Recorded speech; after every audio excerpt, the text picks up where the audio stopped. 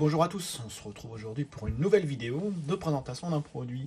Alors aujourd'hui je vais vous parler SDR, réception, couverture entre 0 et 2 GHz avec le SDR Malahit de chez JST VRO. Voilà, donc je vais vous faire un petit unboxing, ouvrir la boîte, on va l'essayer sur la portion VHF UHF, un peu en 8808 aussi, et un petit peu en décamétrique.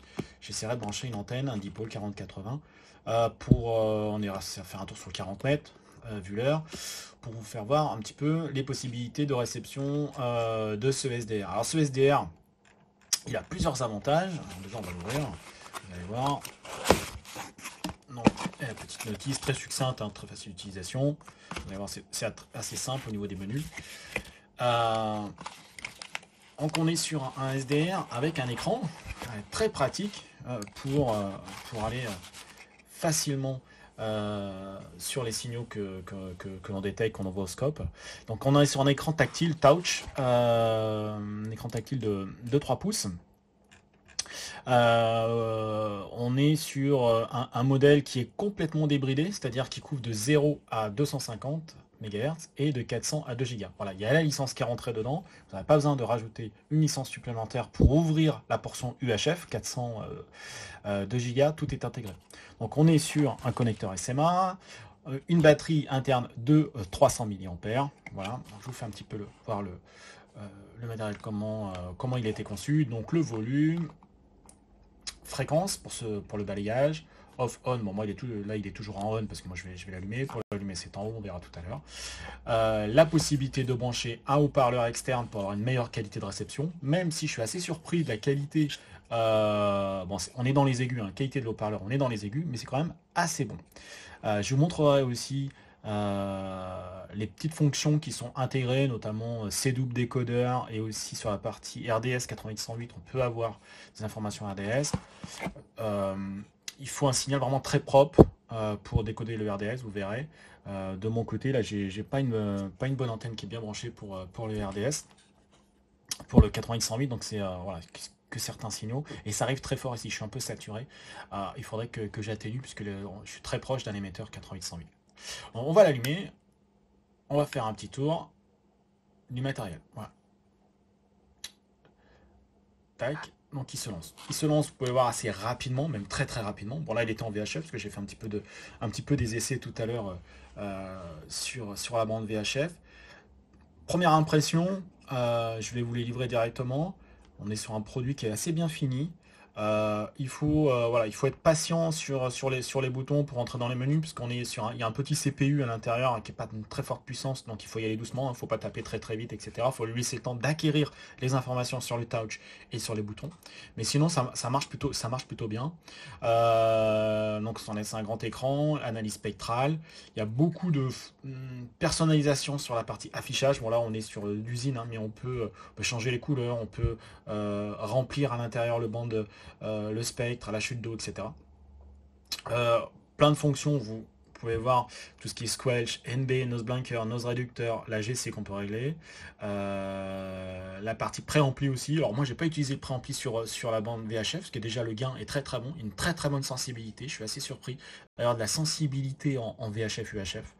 On comparera tout à l'heure avec l'ICOM, le scanner, ICR30, mais je suis vraiment surpris. Même à certains moments, j'ai été obligé de mettre l'atténuateur tellement qu'il y avait du gain. Donc le volume et le filtre ici qui est en normal. Je vais brancher tout de suite une antenne. Bon, j'espère qu'on aura de l'activité en VHF, UHF. Peut-être pas. On va voir ça.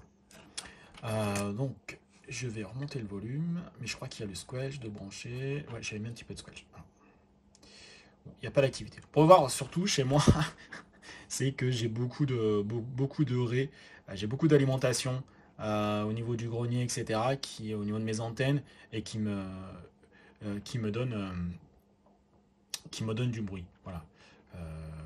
Donc c'est un peu pénible. Mais j'ai pas le choix, je peux pas faire autrement. Donc je vais essayer d'ouvrir le squelch. Alors, j'essaie de le mettre comme ça pour que vous voyez ce que je fais. Donc j'ai pas encore toutes les fonctions en main, hein. C'est comme quand on On reçoit un nouvel appareil. Voilà. J'ai ouvert le squelch. Donc je vais sortir. Tac. Donc ça c'est le relais. C'est le relais du puits hein, qui est à peu près à centaines de kilomètres. Moi je suis pas en vue directe, l'antenne n'est pas non plus sur la direction. Mais l'idée c'est de vous montrer un petit peu la réception.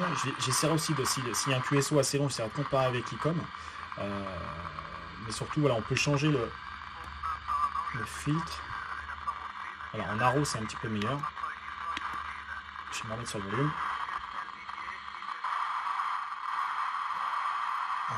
On peut aller très vite sur des signaux. Bon, malheureusement, moi je suis très perturbé. Il faut que je règle ce problème de parasite. Ce qui est intéressant avec ce type de SDR, c'est justement où on peut aller chercher la source des parasites. On le prend. Hein. Donc il est livré avec une petite antenne, voilà, qui permet surtout d'écoute en VHF, UHF, 88-108, mais en décamétrique, il faut oublier. Hein. Si vous voulez faire des écoutes décamétriques, je vous conseille l'antenne Loop, la MLA30, hein, qui fonctionne vraiment très bien, et avec ce type de récepteur, vous allez vous régaler. Donc voilà, on est sur le relais du puits. Ce que je vais essayer de faire, c'est, comme il y a un QSO, je vais essayer tout de suite de comparer. Donc je vais allumer l'icône. Je vais essayer de comparer, vous allez voir. Donc l'icône est quand même très bon, enfin est quand même assez bon en VHF sur son VFOB, et vous allez voir, on va comparer. Donc là on voit c'est pas mal. Hein. C'est pas mal parce que l'antenne est plein nord alors que le relais est à 90 degrés, il est à l'est. Donc je vais mettre cette antenne. L'antenne que j'utilise. L'antenne que j'utilise c'est une Miyagi biband VHF. Ouais. Ça a l'air d'être meilleur sur l'icône parce que le son de haut-parleur est meilleur aussi. Il est un peu plus dans les graves que le SDR, ouais, que le Malavit. Donc je vais le remettre, vous allez voir. Je vais le reprendre en main. Vous voyez, le son est quand même très bon. La réception est très bonne, sachant que je n'ai pas le préampli activé sur le SDR. Hein. Donc je vais le trouver. Voilà, il est là. Vous voyez, la réactivité est quand même assez bonne. Donc j'ai activé le préampli et on voit que je suis plus perturbé. Pourquoi ? Parce que, comme je vous le disais, je suis très près d'un émetteur 88-108 ici, là, à la maison. Et donc il faudrait mettre un filtre de bande 88-108 pour filtrer et supprimer justement ce bruit de bande. Cette saturation au niveau du SDR. J'ai pas d'autre activité. Ce qu'on peut aller voir si par contre on peut aller sur la bande aviation, hein, parce qu'on peut se balader sur cette bande aviation. Donc on va aller voir la petite là. Voilà. On va changer de mode bien sûr, parce que c'est en AM. Voilà. Vous voyez, le signal est très fort. Hein. Il faudrait que j'atténue au niveau de l'antenne. Mais le signal est très fort. Ce que je peux faire, c'est peut-être aller mettre un peu d'atténuation. Voilà, je vais mettre l'atténuation. Je suis au maximum, le signal est vraiment très fort.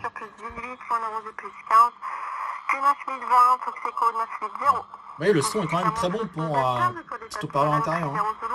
Donc, je vous conseille, si vous êtes chez vous, de mettre un haut-parleur extérieur de bonne qualité. Là, vous aurez une très bonne réception. Donc, pour changer le passé ici, tac, on peut regarder. Alors, s'il y a d'autres sur la bande aviation, mais moi, j'ai pas été voir s'il y avait le dernier pas en 833. Il y a 9. Ah si, il n'y avait pas 833 pour l'aviation, donc ça c'est parfait. On va se balader en 25 kg, ça ira plus vite.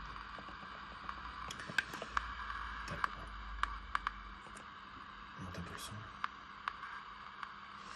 Est-ce que je vais arriver à trouver quelque chose d'autre?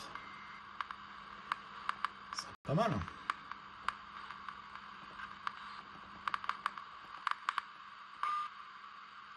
Là il y a une émission.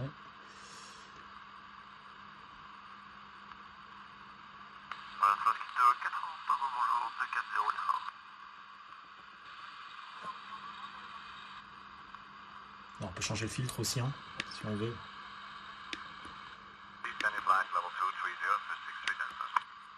Vous voyez, c'est quand même très très bon. Hein. Qualité en AM est très très bonne.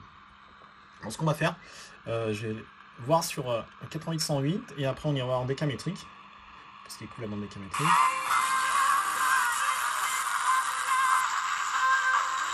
Donc là on est sur décodage PS, on va se remettre. Je vais changer le pas.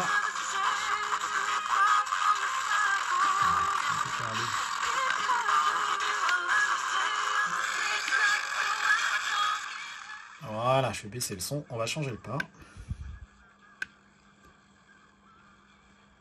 Ouais, comme je disais, faut être patient, hein. Faut tourner plusieurs fois pour qu'il fasse l'acquisition. Ouais. On peut monter un peu.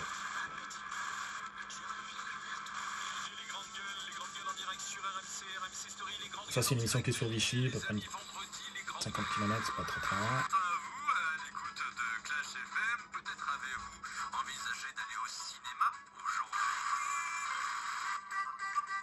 Ah oui, le son est très bon.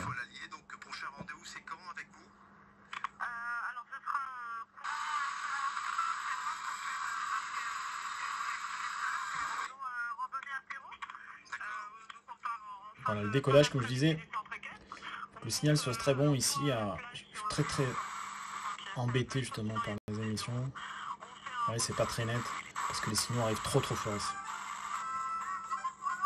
Voilà, ça arrive à décoder. Ce qu'on va faire, on va aller voir en décamétrique maintenant. On y va. Baisser le son. On va aller voir sur 40 mètres tout de suite. 7100. LSB, c'est parti. Donc on change l'antenne. Donc l'antenne que je vais utiliser, c'est une antenne, c'est un dipôle de chez Konica, 4080, c'est de 27 mètres je crois, si je dis pas de bêtises. Voilà, donc on va aller faire un petit tour sur le 40 et on aura terminé la démonstration de ce petit récepteur à Malaït qui est très utile, aussi bien à la station mais en portable, pour chercher les parasites chez soi, etc. Pour emmener dans une poche, est très petit, très léger, batterie de 3 ampères qui permet d'avoir quand même de l'écoute sur plusieurs heures. Donc on va aller voir. La chute d'eau quand même très pratique pour se déplacer.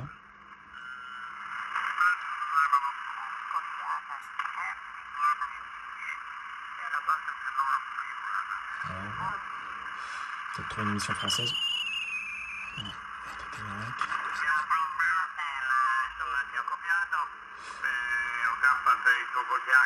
Ouais, c'est quand même... La bande est calme, il n'y a pas beaucoup de parasites, la bande est assez calme. Il n'y a plus d'orage, donc ça choque un peu moins. Vous voyez, c'est quand même très bon.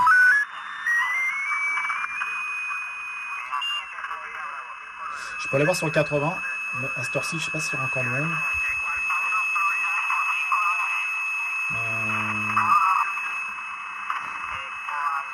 Est-ce que j'ai les mémoires sur le 80? Tac, oui. Donc il est en AM, on va changer de mode.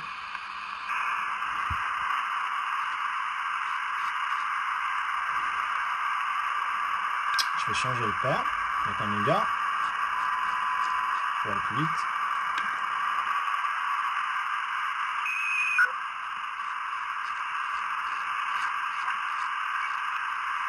J'aurais pu taper la fréquence à la main.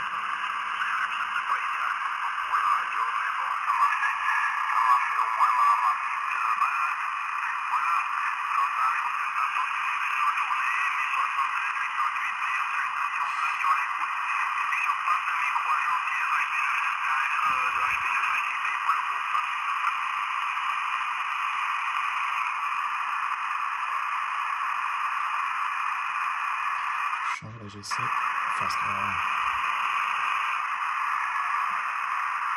Bon, la propagation n'est pas terrible non plus.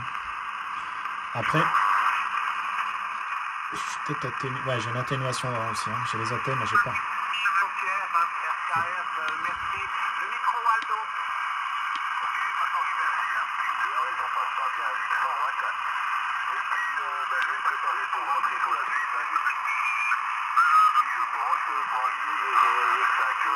Ouais. Propagation pas très bonne, mais c'est quand même, ça vous permet de voir un peu les possibilités.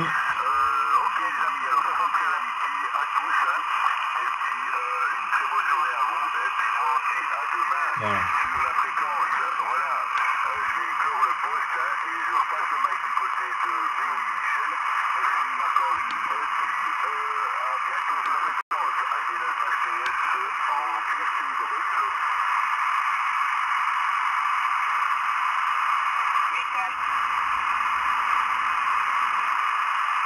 Bon. Je vous ai pas montré la fonction aussi décodage cellule. Alors j'ai pas joué avec. On va essayer de se mettre sur rapport sur cellule. Il n'y a pas beaucoup d'activité en ce moment, hein, donc c'est pas facile non plus. Tac.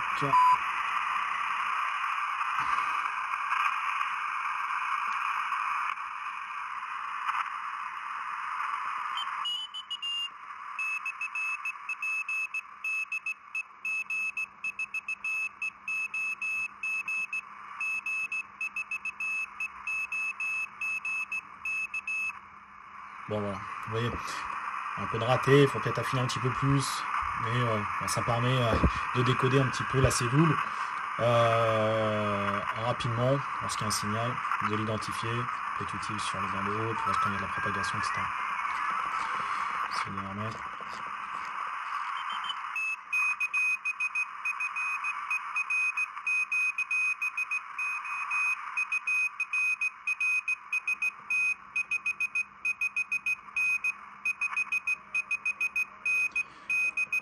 Voilà, bon bah j'espère que cette démonstration vous a plu hein, du Malahit. Après en antenne, je vous conseille de changer l'antenne qu'il y a dessus pour avoir de meilleurs résultats.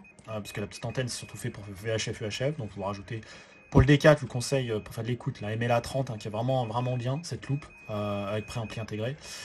Et après en VHF, UHF, les antennes vous adaptez plus longues pour écouter la bande V, bande U. Donc 0-200 mégas, 250 mégas, de 0 à 250 mégas et de 400 à 2 gigas. Voilà, complètement full débridé. Vous n'avez pas besoin d'acheter d'une licence supplémentaire. Tout est livré et vous êtes parti pour faire une écoute active de tout le spectre radio. Je vous dis à très bientôt pour d'autres vidéos et au plaisir de se retrouver sur notre chaîne YouTube. N'hésitez pas et n'oubliez pas de vous abonner pour être notifié dès qu'on poste une nouvelle vidéo. À bientôt.